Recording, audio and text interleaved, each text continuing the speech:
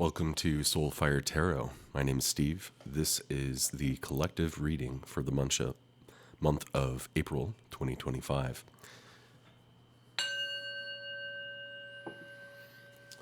Alrighty, let's draw some big themes here with the psychic tarot cards.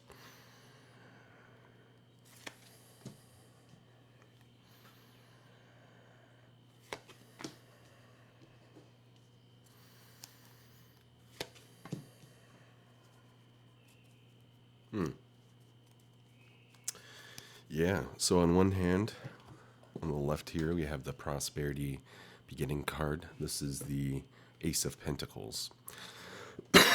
So seeing that, collectively in this month, it looks like there's possibly going to be some, great new beginnings of things coming in terms of prosperity, perhaps in macroeconomics, microeconomics, things like this. Perhaps there might be some, new kind of like innovations. And in general, for people as a theme, it seems like it's an auspicious month for new opportunities or new beginnings in terms of material, worldly, fiduciary, work, constructive kind of things. All right, next I have drawn the awareness card. The awareness card here was in reverse. So it seems like there might be some questions and or conflict perhaps at large here in this month around awareness and some challenges around our personal and collective awareness of what's going on. And I mean, as far as I'm aware, just in, like the North American socio-political kind of dialogue going on, like absolutely in politics, it's like it seems like one side's like, oh, the other side is bad because of this and they've got this wrong, and it's just back and forth, vice versa, and yeah, there's a lot of friction. I can say. So yeah, possible, like a challenge or kind of the challenge of awareness, of understanding what is and why, the where of like what is, right? Scope of awareness. Next, we have the wisdom card here. This was also in the reverse position. So seeing this is kind of a question of, are things being done wisely? Is this a test of wisdom and faith? Interesting. All right, let's get into some more micro granular stuff here. So I want to get this mic a bit closer to me. I'm going to shift a bit here. There we go. So I can yaw a bit closer to this. Alrighty.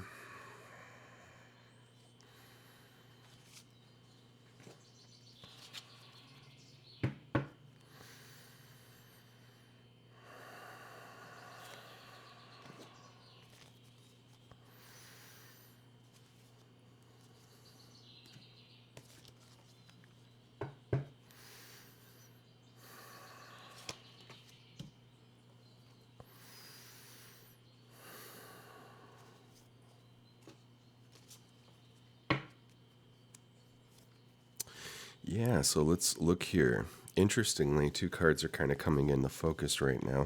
We have the Tower.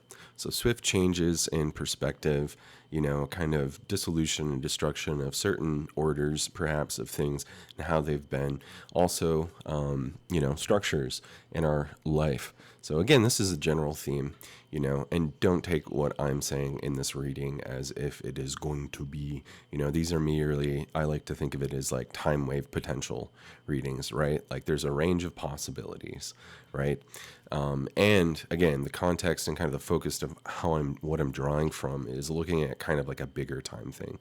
So this is less individual, and this is more kind of a curiosity of like, what's coming up potentially here in the month of April during this time segment, collectively on the planet, not just like for everybody's zodiac sign, these things apply. It's more like a curiosity thing than a suggestive thing here. My personal readings are actually a bit more suggestive. I feel like I'm kind of come through with a life coach kind of vibe towards it, I'm finding. So anyways, yeah, so the Tower here. We also have the Lovers reversed.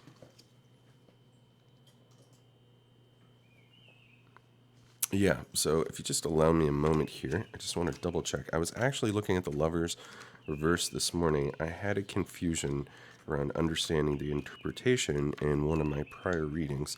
So I want to come back to that here.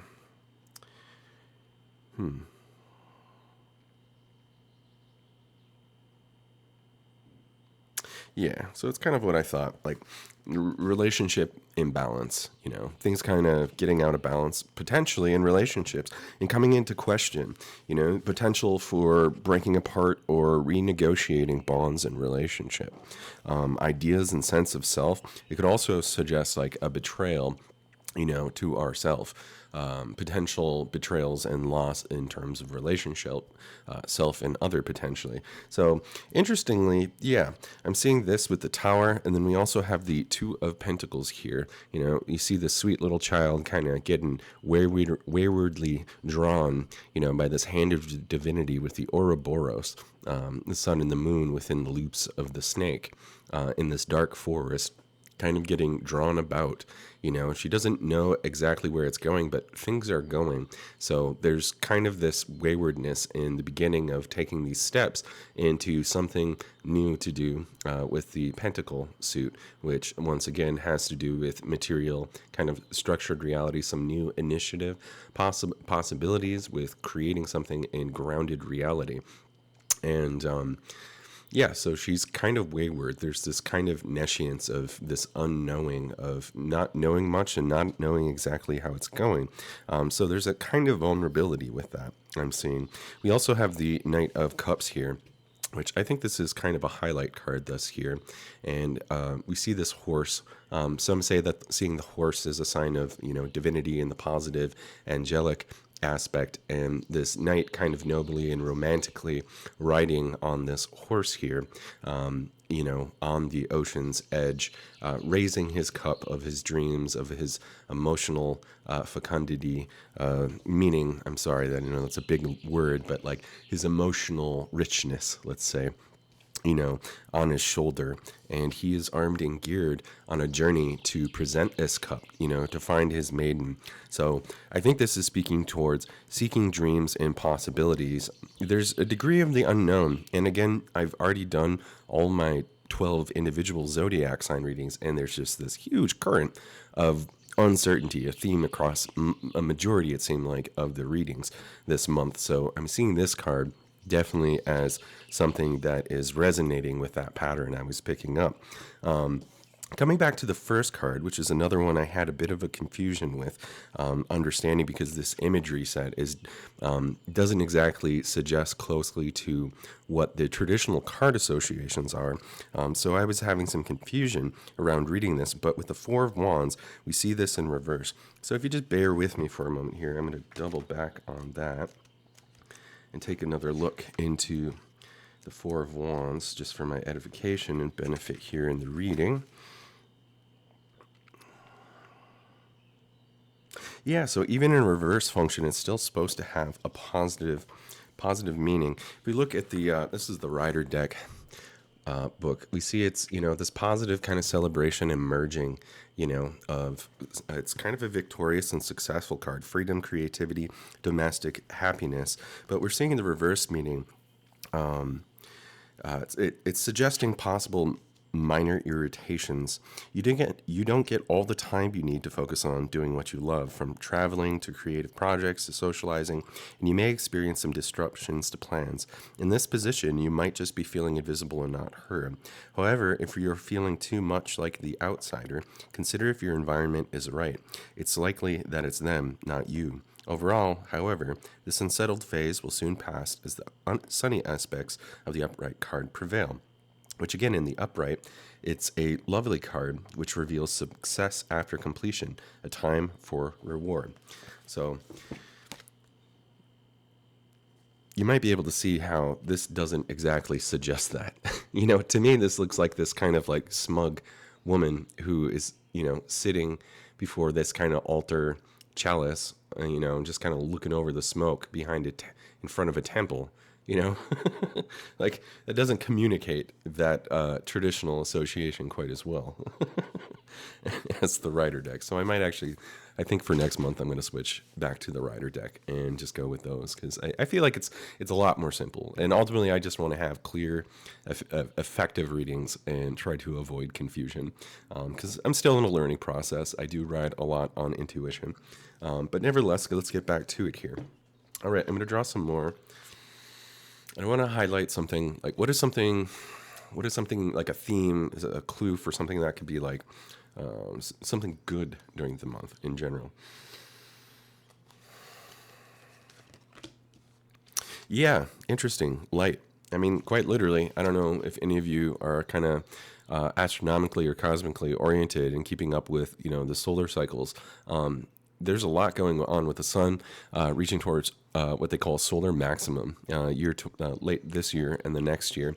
So the sun has an 11-year up and down cycle, and where it has like high activity sunspots and a lot of highly charged particles and energy, just getting jettisoned and exploding off from the sun, electromagnetically decoupling, huge plasma bursts, gamma particles, protons, electrons, all this stuff just hitting the earth if it, comes in the right trajectory. And that will influence the planet. And these are essentially, there's a lot of light. I mean, especially with a solar flare. When all that light comes and inundates the planet, it's just like shakes things up. It's a lot of energy that buffers into the field, the energy field of the earth at all these different levels. And it like filters. So to organisms like humans, and other biology, especially humans, where we have like, a psyche and, we're kind of like a higher order of consciousness, it will influence us. In my opinion, I think that the light and these influxes of cosmic and celestial solar energy comes in, it's kind of like a mutagenic input force factor, meaning like these things are stimulating and influencing information and energy on such a fundamental, let's say submolecular energetic level, that it is kind of priming us to where all of a sudden these more stable kind of holding patterns of structure in the biological reality, but even on a fundamental informational level, all of a sudden you get this huge energy influx factor, right? The planet and all of these different organisms, us included, we have to kind of like filter and express that energy and or transmute it, right? This is the idea in like the new age or like the healing, kind of field of grounding, right? Like, oh, you got too much energy. You're too much up in your head, right? You're just all scattered and fuzzy and static, right? Or you're overwhelmed. Ground, bring it down, root yourself into this ground, firm, supportive reality in your body, like relax, help your nervous system discharge this overcharge of energy or this imbalance. Because sometimes, if we're just scattered and super anxious, we just need more of that yin energy to kind of root, ground, like water, to kind of like let the water settle. And that water has weight, and that water will kind of hold us down, and it's hydrating as well. So, yeah, I think there is a promise of light on multiple levels. I think there's, at large collectively, I feel like there's so many kind of collective shifts and activations going on. I feel like we're in kind of world-changing times, and very auspicious. Auspicious meaning like it can go multiple ways, right? It just means like there's a lot of prime potential. And I'm quite optimistic, honestly. I've always kind of been an optimist, at least since I've gone through my spiritual awakening. And I try to see things from kind of like a higher, like cosmic kind of evolution perspective is how I tend to kind of ground things from a higher perspective, which can be challenging at times, and that could be a limitation potentially in terms of influencing, bias in my thinking. But it's helped me make sense of a lot of things. And there's actually thoroughly developed systems like spiral dynamics by Ken Wilber. I think a lot of you would find absolutely fascinating. You can just Google spiral dynamics and the spiral of consciousness, and you can see how he was a philosopher who developed basically this model of the spiral of consciousness, how it comes from like a more fundamental, like very primordial level of consciousness. And, as it ascends, the orders of complexity of each level become more harmonically inclusive to everything in the totality that gave rise to it. So, like the lowest level is just like pure primitivism. Like, I need to survive. Like, you are mine. I need this. Ooga booga. La, la, la. You know, and then above that is like tribalism. And there's all these different, like, there's ego structures and like identity and like crux issues and like defining aspects of that worldview at that level of consciousness. So you have these levels of consciousness, and at some level, they're all necessary in kind of a harmonic continuum of a hierarchy. But ultimately, at the top, it's like pure unity consciousness of understanding that like everything is, it's undifferentiated. Every process in totality is unfolding, you know, for like the ultimate, you know, like, um, so it's so, oh, geez, my apologies. I've had a nasty cold the last like 4 days. I'm still getting over it. I'm sweating even right now just doing this. But I feel clear, which is good, like more mentally clear. I've kind of been fasting a little bit. Anywho, so yeah, that was a bit of a spiral. But yeah, no, super fascinating. I myself should look into that more. There's so much to learn there. Nevertheless, let's keep on going with cards here. Alrighty.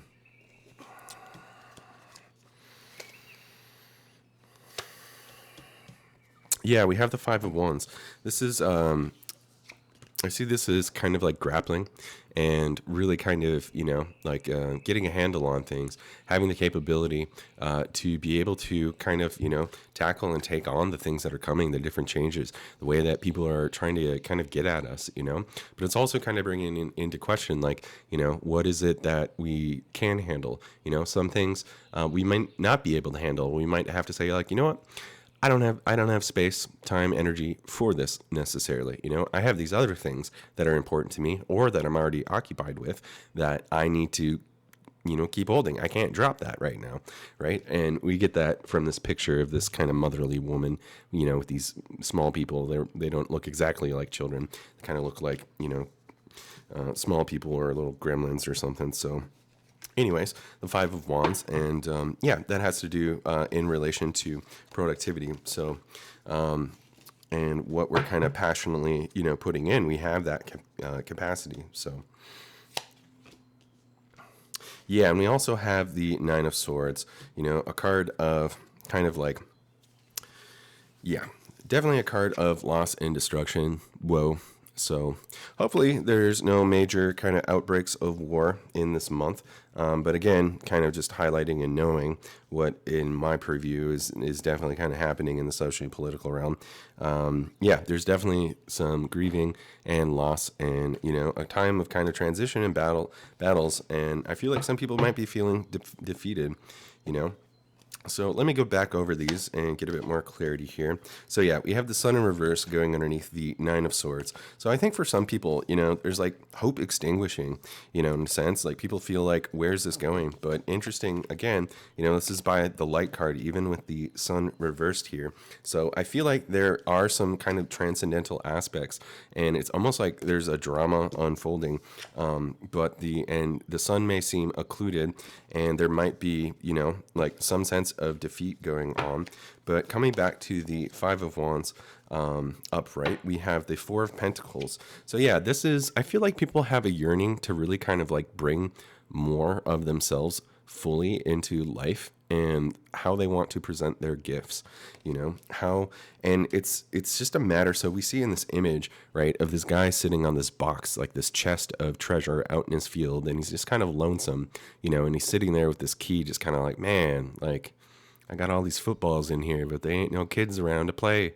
Nobody wants to buy them, right? Like, so like, how do we get ourselves in a position to where we can actually provide, you know, and start to like market or get ourselves in a position to where we can share these treasures, right? This is the smug guy kind of sitting and lording on that. So it's like, for those of us who have had fortune and been able to make use with the abundance of, you know, like, the busyness, you know, that we may have, I think for some of us, this could be a prime time fertile time, rather, to be able to kind of start working on seeing how we can apply, conduct, and channel more of that.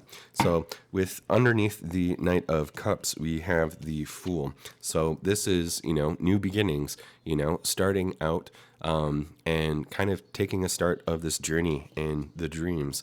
And I feel like, these times there's a lot of momentum behind everything. So I think what's coming through this year is going to be pretty significant in terms of the possible consequence and or outcome of the trajectory of where things may be going. Underneath the Two of Pentacles, that card of not exactly knowing where things are going, we have the Eight of Swords. Underneath the Eight of Swords here, let me double check and read into this one real quick. So this is another card I have confusion with because I feel like this imagery through this artist and this group is not exactly resonant with the traditional signs here. So, Seven of Swords. Yeah, so this is a card of restriction traditionally per the Rider deck interpretation here. So feeling trapped, perhaps due to a series of bad experiences or poor luck. Beginning to wonder if things can ever improve. There may be anxiety due to an unsatisfactory bond with an individual or organization. Specifically, you may be trapped by a credit agreement that leaves you little money for yourself. Well, that's awfully specific. Yeah, problems with careers or intellectual or in the mental realm showing frustration and possible even extreme panic. So I can see that now. Before I was kind of interpreting this as like surrender, which I guess is kind of in some ways kind of like an antidote in kind of the passive transcendental sense. Of like personal growth. But absolutely at times, it's important to, maintain, we have to fight and protect and defend what is sacred to us. That's only honorable and natural to a degree when it comes to, very serious life or death circumstances, obviously. But even then, the transcendental surrender, might offer certain graces and beneficence that can come in ways that it cannot through the path of resistance. Nevertheless, yeah, seeing that underneath the Two of Pentacles and the questions, yeah, I just feel like there's uncertainty. I mean, like I know with like the U.S. Economy, like the tariffs are supposed to become activated on the 2nd, and I think that's going to have some consequence and impact in global macroeconomics here. So I feel like that's kind of what this touching is on, is like there's kind of this indeterminate uncertainty, and there's this feeling of restriction and kind of worry and anxiety around things. So yeah, we'll see how things shake out. Now coming back to the Lovers reversed, we have the Nine of Wands, which is a card of strength and bracing, holding things together. This is somebody where it's like, developing on their path. Something has been built up, through passion, willpower, and they've had this structure, these things that they are bonded to, that they've helped create and maintain. And they're now being stress tested by the challenging forces of the fire in this image, kind of overwhelming, that. So seeing that underneath as kind of a clarifier degree underneath the lovers, that definitely kind of resonates, I think, in the idea and context of potential romantic relationships and or relationships in general, perhaps aspects of ourselves and how we're being, challenged. Again, also to the alternative possibility of, ourselves, like self-betrayal or, things changing in that way, like, are we holding on? Do we have the strength to maintain? Is it worth the squeeze, so to speak?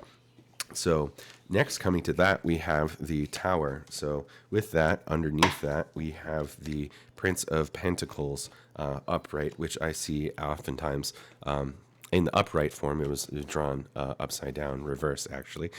In the upright, I see this as, like basically like very stably pursuing step by step, the dream and having like the details, to get there and kind of enjoying the process, being thoroughly kind of like planned and prepare, not getting there in the fastest way, right? But in a stable and sure way.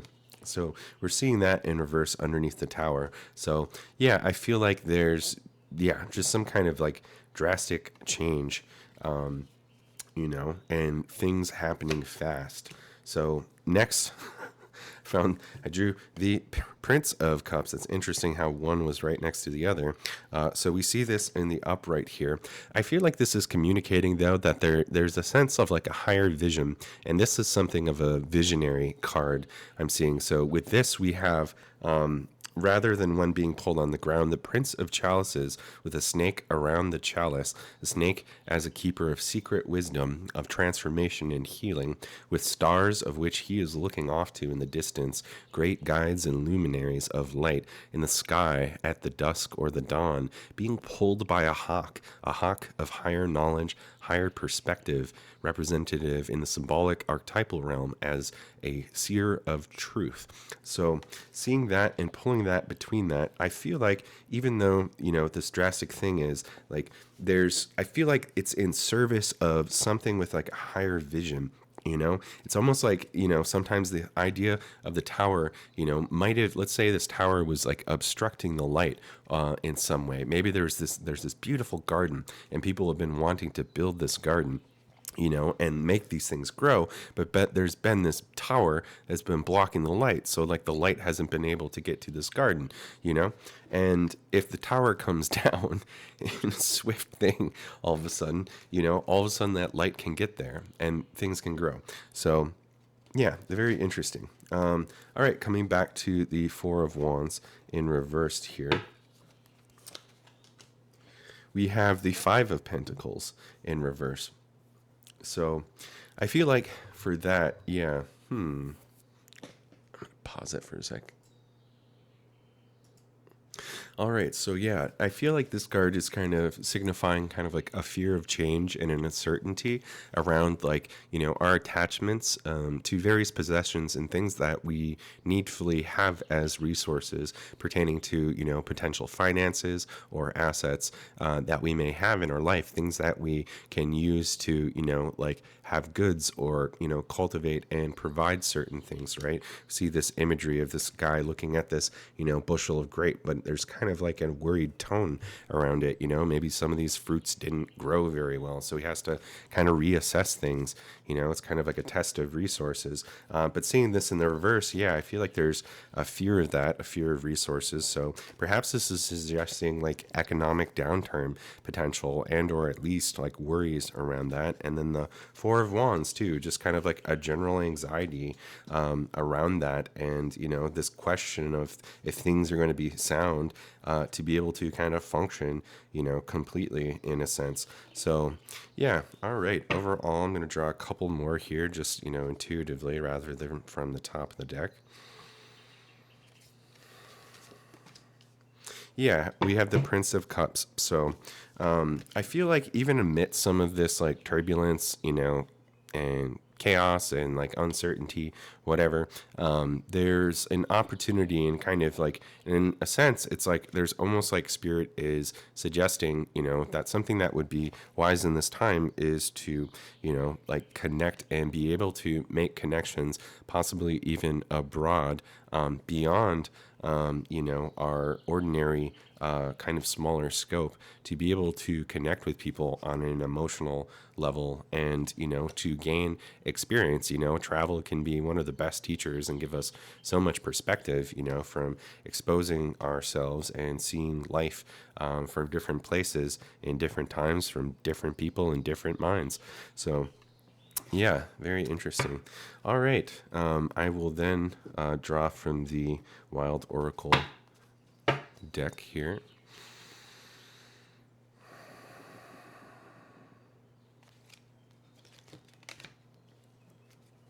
Yeah, we have the deal card. So April. Yeah, so we have here, this is a Capricornian card. We have this ram skull here, with the sun behind it and downward slanting. Oh, no, actually, this is a goat. Very interesting. So I can see the skull of a ram, but then there's also a goat on the bottom half. It's like a mixed morphed imagery. So yeah, the goat, the giddy old goat. deal making, in a sense of being able to understand how we can basically exchange things, negotiate and articulate, what we want and what we're willing to exchange for what we want, right?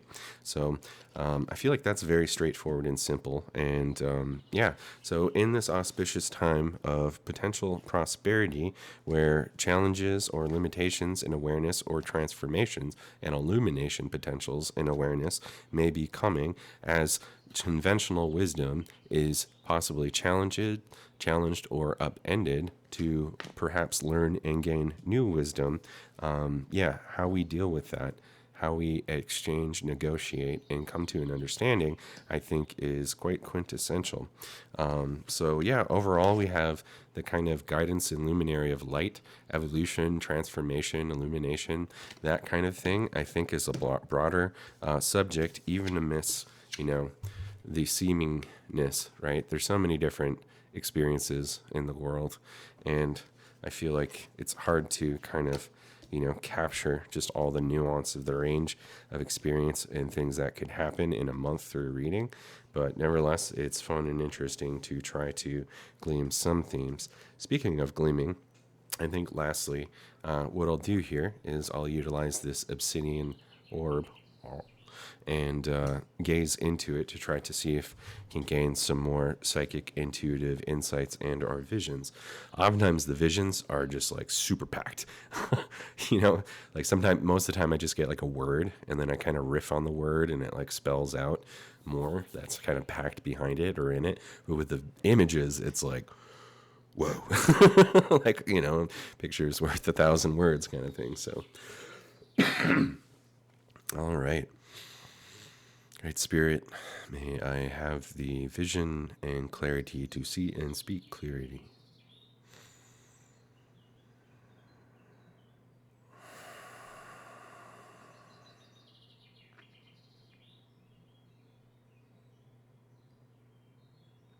Yeah, I'm seeing transition, and I'm seeing the imagery of like a big like tanker ship. I'm seeing it like it's almost like a cruiser, and there's like people who are like happy, yeah, they're like returning home. There's people on it, like, and the people are waving to people at the side, and it's just almost like there's like this feeling of like people are like, oh, like we've been waiting, you've been stuck for so long, kind of thing. So it almost feels like there's like a homecoming. But it's interesting because what I see in the imagery of this background is like there's like smoke and like industrial fires like in the background, and it's almost like people don't necessarily even like see what's going on in terms of like what's facilitating this kind of like this industriousness, the process of this machine and what fuels it. And even though they're like very happy that certain things are like kind of like coming back, and like people are able to reconnect, and be safe and sheltered and like have this capacity to do this kind of like transport, through like a time of like obstruction or some kind of like dire need. It's like there's some other fires going on in the background, and all of a sudden I'm just like realizing that like what was it, like the Suez Canal and the Red Sea? No, it's not the Red. I don't know my geopolitics and geography that well, but yeah, there was like with the Houthis in Yemen, who had been basically blockading ship transport through that canal, which is quintessential for Europe and other parts of the world over there. Interesting. So yeah, kind of what I'm saying is that like even if like maybe literally with that situation, like economic trade was kind of shut down and obstructed for a while there, but maybe it like opened up. But then with the fires in the background, the next thing I was saying was like what's fomenting in the burning. Quite literally, there were people who were bombed. In the targeting of some of these people involved with like the Houthis. And then like incident collateral damage.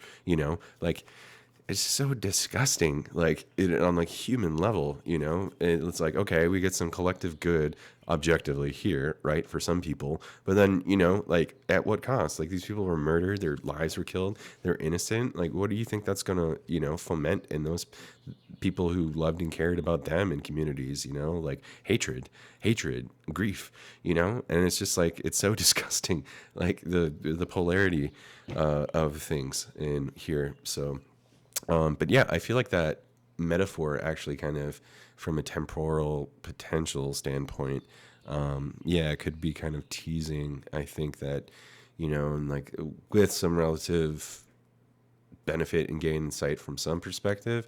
I feel like it's staging something else. So anyways,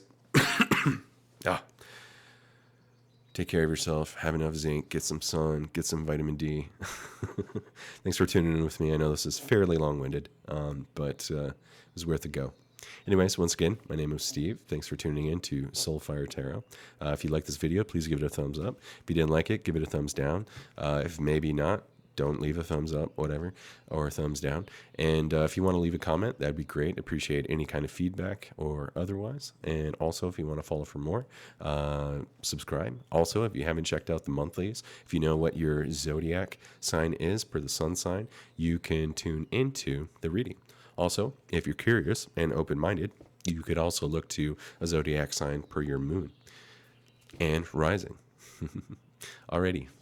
Peace.